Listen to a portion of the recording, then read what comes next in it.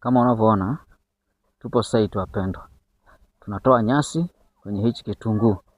Naona mama huko.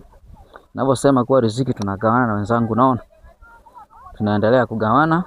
Kwa hiyo niko hapa na wasimamia, atakayemaliza anarudi upande mwingine.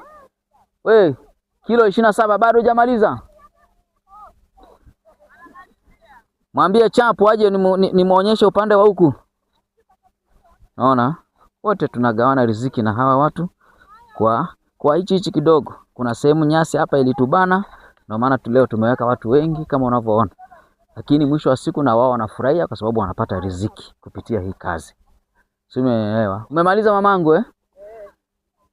Sasa wewe unashika hiyo hapo na hiyo hapo. Lakini hii hapa sasa mbona haina? Kweli? Kwa hiyo hii na hiyo hapo. Mama, hii mbona haina? Hii hapa 1500 yangu naichukua sasa hivi tu. Ni na hili hapa la mwisho tu, lakini hili hapa halina. Kweli hilo hapo, hili la mwisho halina mama. Nawe umeona. Jamaa anakuja anawaletea unga sasa hivi. Halina hili? Yaani hilo hapo la kati.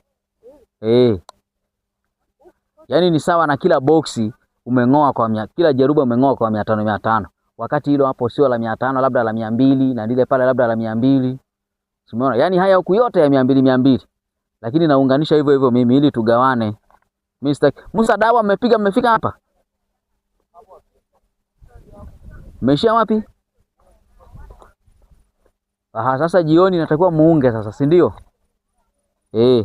Ila sasa inabidi maji yarudi huku. Umeona hali ilivyo huku kwa hiyo yakitoka pale usiku inatakiwa maji yakeshe hapa. Kwa hiyo pigeni tu dawa, hamna shida, alafu maji yafuate usiku. Haya. Shukrani sana. Kilimo maisha yetu.